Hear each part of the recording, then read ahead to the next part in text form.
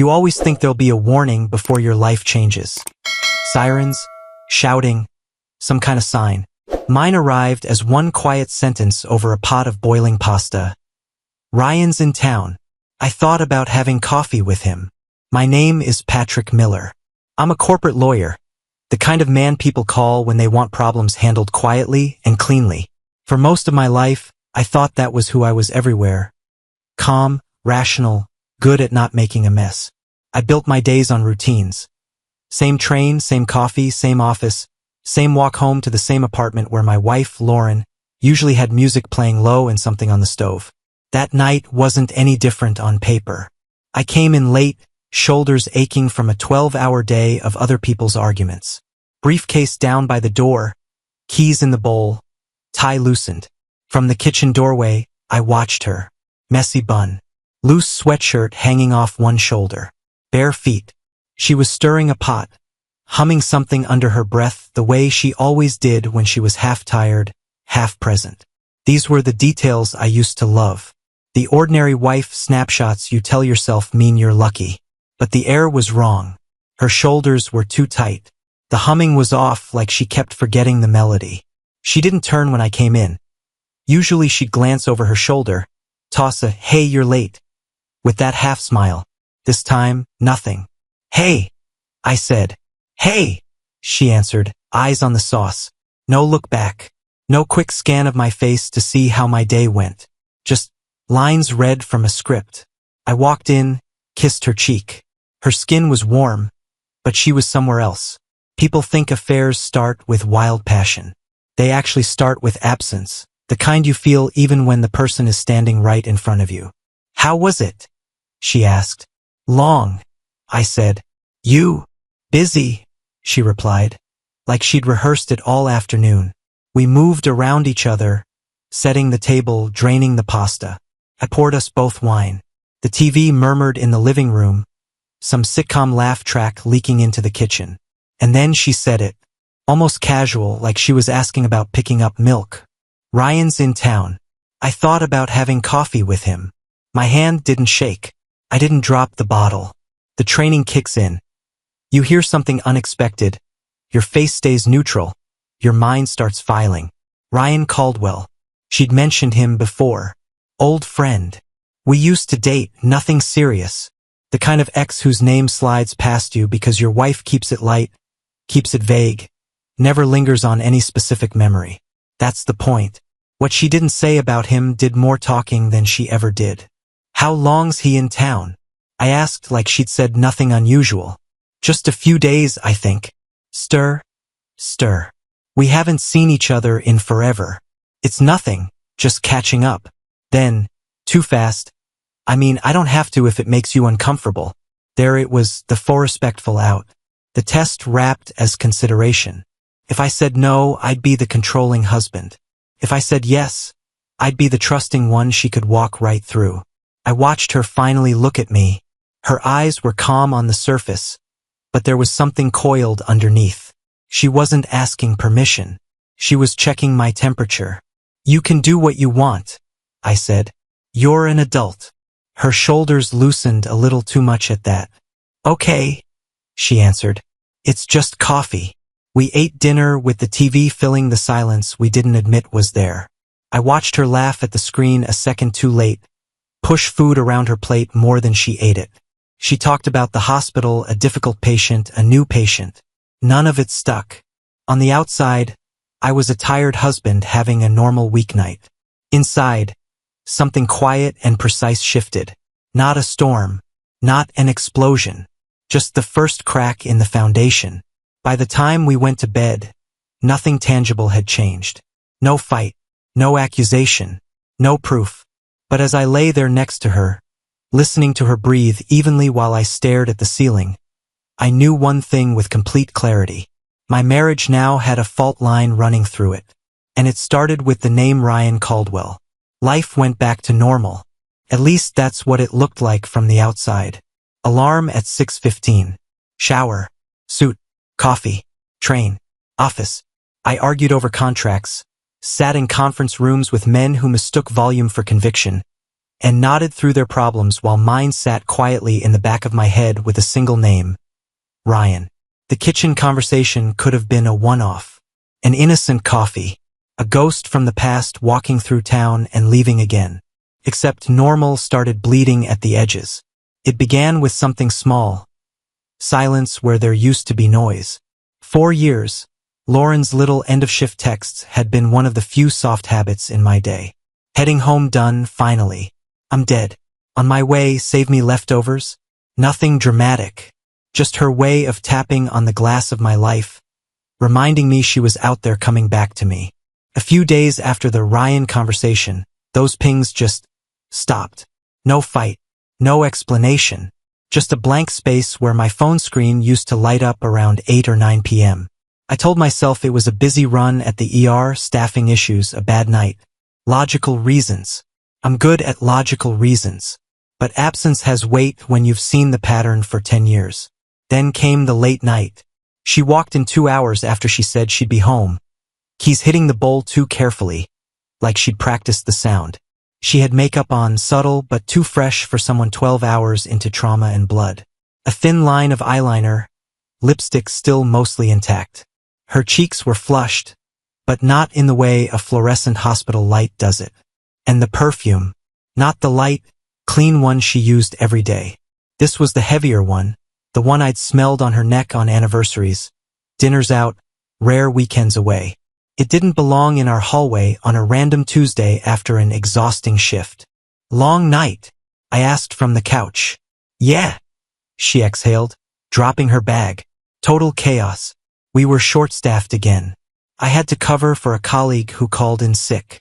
The lines came smooth, almost too smooth. I glanced at her bag. No hospital shoes, the ones she always complained about. No extra scrubs crumpled up. Her clothes were neat, no creases from hours of movement. Just a well-put-together woman who'd like you to believe she'd been in a war zone. Rough, I said. You okay? She nodded, heading straight for the shower. Just tired.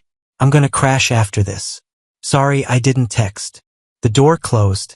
Water on. The curtain pulled. The performance ended. I sat there, letting the details line up by themselves.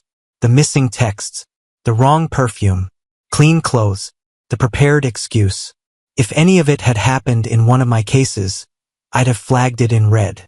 At home, I just pressed my tongue to my teeth and kept my mouth shut. That night, lying beside her, I listened to her breathing and stared at the dark. Something had shifted in my role. I wasn't just her husband anymore. I was an observer, cataloging evidence in a life I suddenly wasn't sure I still belonged to. There's a point where your gut stops asking you questions and starts handing you facts. After that night, I watched Lauren the way I watch hostile witnesses on the stand. Same calm face, same steady breathing, same quiet split screen in my head. On one side, my wife. On the other, the file. It started with the phone. It lived face down now, always. On the table, on the nightstand, on the arm of the couch. Screen lighting up, her hands sliding over it like she was smoothing out a wrinkle. Spam, she'd say a little too quickly. Work group chat. Nothing. Then there were the nights she went to bed early, claiming she was wiped, but took her laptop and her phone and shut the bedroom door. Gotta catch up on medical updates, she said once, already half turned away. ER doctors don't suddenly become librarians. But I just nodded. From the couch, I could hear the soft, muffled rhythm of her voice behind the door. Not the tone she used with patients' families. Lower, warmer, rehearsed. The patterns built themselves. Phone face down equals guarded. Over-affectionate mornings after distant nights equals guilt reset. Stories with too many clean edges equals lies. I didn't confront. I listened. I timed it. I remembered exact phrases. A part of me hated how natural it felt, turning my marriage into a case. One Sunday morning, she stood in the doorway, keys in hand, ponytail high, casual clothes that were just a little too considered. They just called, she said. A doctor's out sick. I have to rush in. I'll probably be late. Same script, same tone, like reading from last week's page. Something in me didn't crack. Clicked. She wasn't improvising anymore. She was running a playbook, and I wasn't her partner in this story. I was the audience she assumed wouldn't walk out. Be safe, I said. Text me if it's going to be really late. Of course, she answered, already halfway gone. The door closed behind her. That was the moment I drew the line in my head. No more hoping, no more giving her the benefit of doubt she hadn't earned. From here on, it wasn't about feelings. It was about evidence. Hiring a private investigator to look into your own wife isn't a hot blood decision. It's a cold one. I didn't rage, didn't tear the apartment apart, didn't scroll her phone while she slept. I sat at my desk one night, opened my laptop, and treated my marriage the way I'd treat a company I didn't trust. Discreet PI. Good reviews. No drama. I made the call from my office, blinds half closed, city noise humming outside. He asked for the basics. I gave him more than that. Days, times, her shift patterns, the sudden extra hours, the exact wording of her excuses, the places she claimed she'd been when the timeline didn't match the exhaustion level she wore home. He didn't ask if I was sure. Men like him know that by the time someone calls, sure is already in the room. Give me a couple of weeks, he said. I'll let you know when I have something. So I went back to pretending. Same dinners. Same small talk. Same TV murmuring in the background. I watched Lauren scroll through her phone, turn it face down, smile at something she wouldn't share. I answered her questions about my day. I didn't ask about hers. The waiting wasn't dramatic. It was just slow. Then one afternoon he called. Got something. Do you want photos, video, or both? Both, I said. We met in a small office above a nail salon. Neutral space. Cheap coffee. He slid a plain folder across the table like we were closing a deal. Inside, timestamps, locations, stills. Lauren on ER duty at a mall an hour away. Lauren sitting on a patio at a cafe I'd never heard of. Hair down. Laughing. Lauren got into a car I recognized from the plate. Ryan Caldwell. Then the video. Parking lot. Cheap motel. Night. Grainy as hell, but clear enough. Lauren and Ryan, arms around each other, mouths too close, bodies too familiar. They disappeared into a door marked with a peeling number. Later, they came out again, smiling the way I hadn't seen her smile in years. I watched it all without flinching. The pain was there, but it was clean. No more guessing. No more maybe. Cheaters think secrecy protects them. What it really does is keep you chained to doubt. Now I have facts. Faces, dates, addresses. By the time I closed the folder, the question in my head had changed. I wasn't wondering if she still loved me. I was deciding what kind of consequences she was going to meet. You learn a lot about yourself when you're sitting on proof of betrayal and your first instinct isn't to scream. It's to plan. I didn't confront Lauren that night. I didn't shove the photos in her face. I went home, made dinner, listened to her lie about her crazy shift, and let her words slide right over the reality I had in a folder in my briefcase. Then I found Amanda Caldwell. It didn't take much.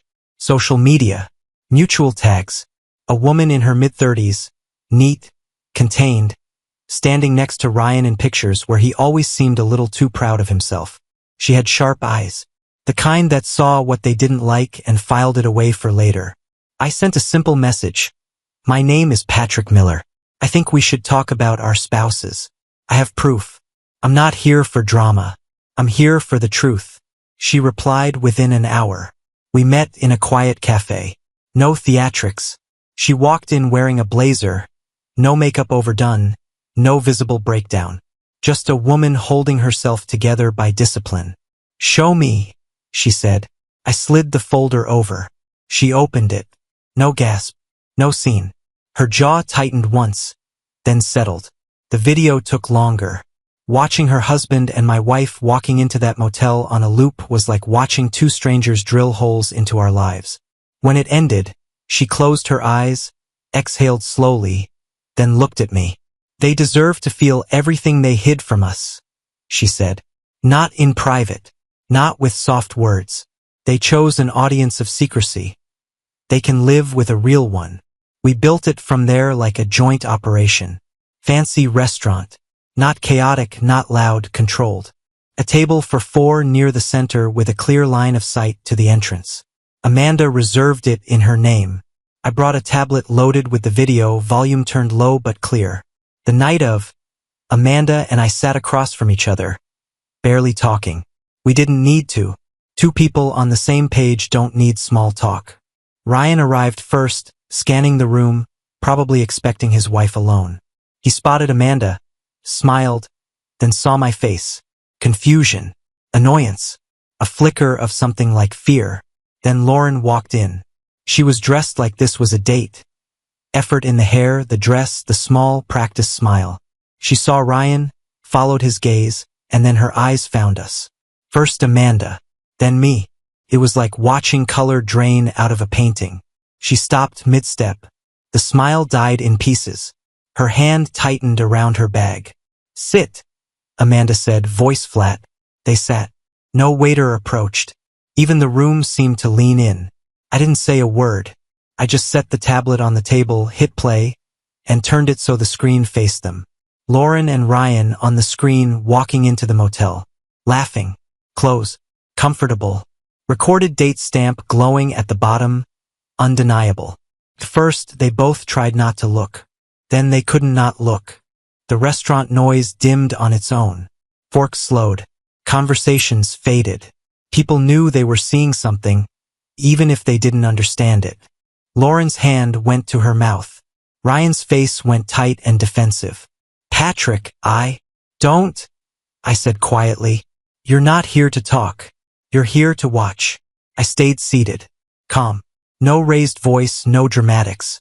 The images did everything for me. She'd built an entire secret world on the assumption there'd never be a day like this. I made sure she'd never forget there was. We walked out of the restaurant without a scene. No shouting, no plates breaking, no one running after us. Just the quiet weight of 4 lives rearranging as Amanda and I stepped into the night and went our separate ways. I didn't go home. Home stopped being a real word somewhere between the first lie and the motel footage. Weeks earlier, when I hired the investigator, I'd rented a small, furnished place near the river. Just in case. That's where I went. 1 bag. 1 key. For walls that didn't know my history. I sat on the couch in my shirt sleeves, tie off, staring at nothing. I didn't feel victorious. I felt emptied out, like someone had reached into my chest and cleaned the shelves. Then the phone started. Lauren. First call. I let it buzz out. Second. Third. Fourth. Then the voicemails. Patrick, please, just pick up. It's not what you think. Okay. It is, but it's not that simple. I made a mistake. I was confused. I still love you. We can fix this. I'd seen the video. I knew exactly what her confusion looked like. Her laughing under a flickering motel light, arms around another man. I put the phone face down on the table and let it ring. Doing nothing felt wrong at first. I'm a man who solves things, who confronts, who pushes for resolution. Silence felt lazy. Then I realized it wasn't. Not answering was a decision, a line. I wasn't going to negotiate my own humiliation. I wasn't going to give her a stage to cry on and rewrite the script as, we had problems, instead of, I blew our life up. The next day, she escalated. Waiting outside my office building. Standing by the parking garage. Leaving handwritten letters through the front desk at the firm. The content was always the same. Love, confusion, apologies, history. The word us used like a weapon. I was polite, brief, distant. I won't discuss this in person, I told her once, stepping past. My lawyer will contact yours. Her eyes filled. Mine didn't. By then, the truth was simple. She still lived in the story where I was the man who would take emotional scraps and call it dinner. She didn't realize that man had walked out of the restaurant that night and never came back. Grief doesn't always look like tears. Sometimes it looks like a man sitting alone in a quiet apartment, realizing most of his life was built around someone who treated him like a background prop.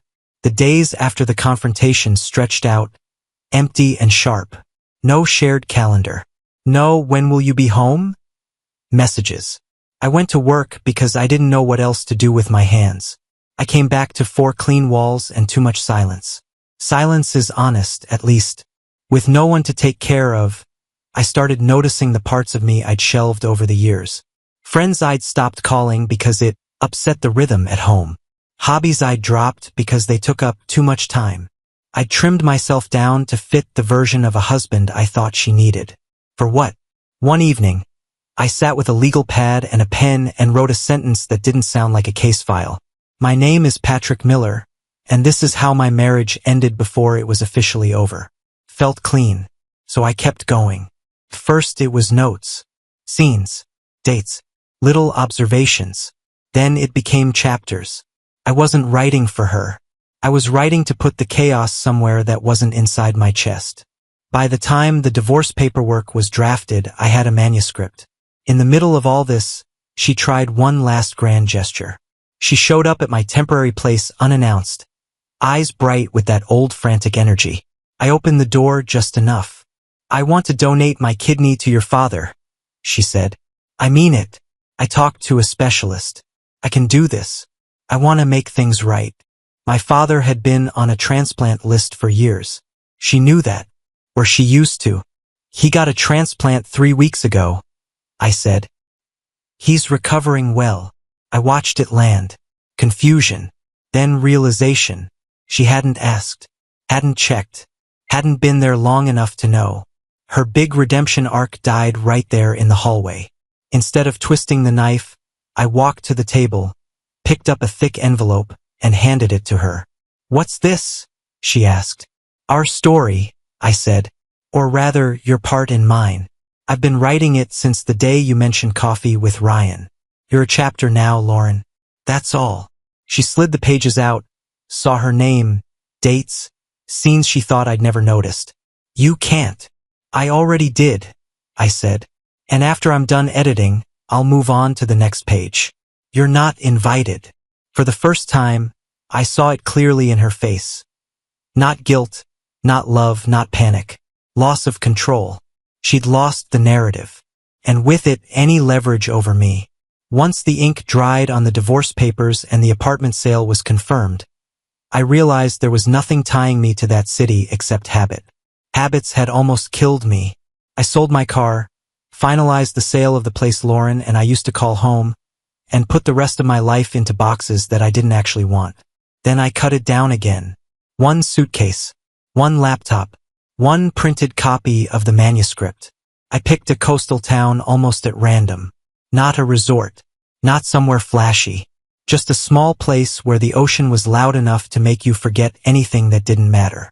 The first night there, I stood on the shore and listened to the waves. No shared history. No neighbors knew my ex-wife's name. No one looked at my left hand, expecting a ring that wasn't there anymore. I wasn't Lauren's husband here. I was just a guy with too many thoughts and a rented apartment with thin walls. Days settled into something simple. Walks along the beach at sunrise, coffee at a small cafe with wobbly tables, reading more than I talked. I took a few remote cases for old clients, not because I needed the money, but because my brain likes problems to chew on. Somewhere in that quiet, I realized I didn't feel damaged, just stripped down, cleaner, like someone had taken a high-pressure hose to my life and blasted off everything that didn't belong. That's when I met Claire. She was at the cafe, red pen in hand, grading papers. Literature teacher. Local. She talked about books the way good surgeons talk about anatomy.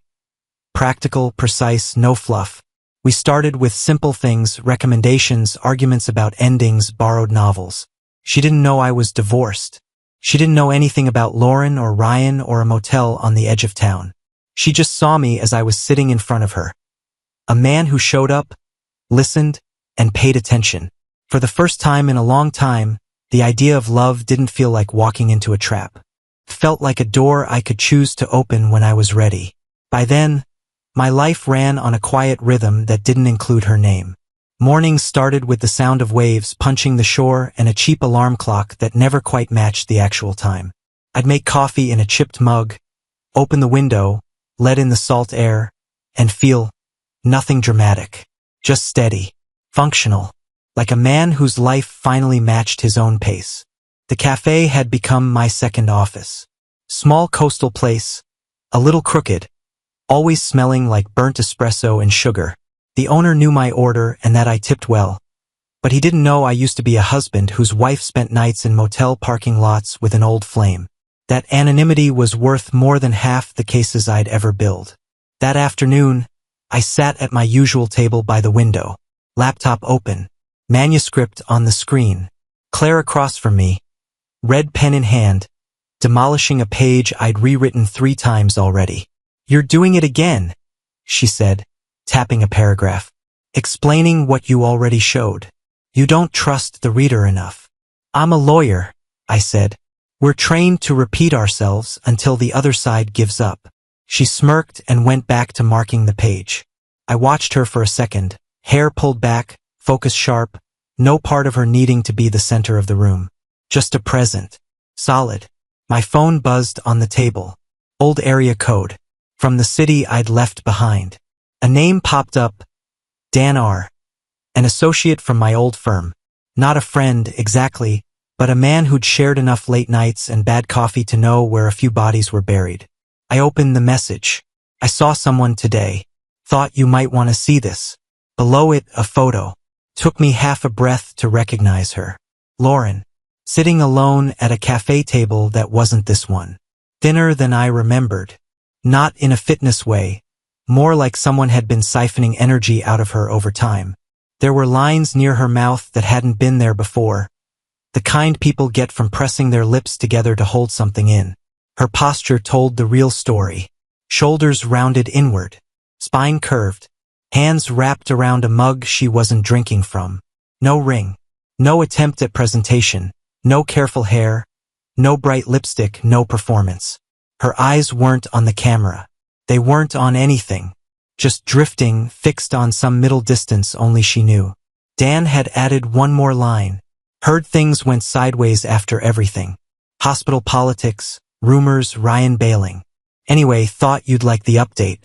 A few years ago, that message would have blown my chest open. I would have zoomed in on her face, analyzed every pixel, tried to decode if she looked sorry, if she looked punished enough, if life had hurt her the way she'd hurt me. Now, I just studied it the way I'd study Exhibit C in a case I'd already won. Lauren, alone. No audience. No script. The fallout finally settled on her shoulders instead of mine. Hospital whispers. Lost promotions. Ryan disappeared once the cost of the affair got higher than the thrill. Actions. Consequences. Simple math. Bad news? Claire asked, not looking up from the page. I locked the screen and set the phone face down. Just a ghost from old life, I said. Nothing that can hurt me now. She nodded like that answer made sense, drew a hard line through one of my sentences, and replaced it with a single word. Enough. You overwrite when you don't trust yourself, she said. This guy in your book, Patrick, he's better when he says less and does more. Harsh, I said, but I was smiling. Accurate, she shot back. I leaned back in my chair, letting her words sit. Patrick. In the book, he was a character. On this side of the table, he was just me with a little distance and a word count limit. And for the first time, thinking about Lauren didn't feel like pulling the scab off an old wound. It felt like remembering a case I'd handled a long time ago. Important at the time. Closed now. I unlocked my phone again and gave the photo one more look. Not at her pain. At my reaction or lack of it. No spike in heart rate. No urge to call. No fantasy of telling her I'd seen it and delivering some clean, cutting line. Just a calm understanding. This is what happens when people build their lives on lies and assume the bill will never arrive. I typed back to Dan. I appreciate it. I'm good. Hope you are too. That was all he got. That was all the past got. Earth to counselor, Claire said. Are you checking out on me? Or are you rewriting opening statements in your head? Neither, I said. Just deleting old files. She smirked. Good. Because this ending, she tapped the last chapter, is strong. You don't let him circle the drain. He doesn't go back just to prove he's over it. He moves on. Quietly. That's the power. I looked at her. then at the laptop, then at the faint reflection of myself in the cafe window. Simpler, older, but cleaner. She didn't know she was describing my actual life, not just the story on the screen. She didn't know there had been nights where I'd replayed Lauren's betrayal until I almost convinced myself it was somehow my fault. She only knew the man who showed up now. The one who didn't need his scars to be seen to prove they were real. I opened the message thread one last time. I pressed my thumb on the photo. Hit delete. No drama. No ceremony. Just taking out the trash. Here's what no one tells you when you're in the middle of being betrayed. You think the pain will last forever. You think you'll always flinch at their name, their face, their memory. You think healing means getting some perfect apology, some Hollywood closure scene. It doesn't. Healing is the day their face lands on your screen and your first thought is, that's not my life anymore. Healing is when you don't need them to suffer or succeed or anything at all, because they're no longer a reference point for who you are. Claire pushed my manuscript back toward me. You're almost there, she said.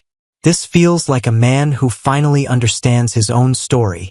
Yeah, I said. He does. Outside, the ocean kept moving.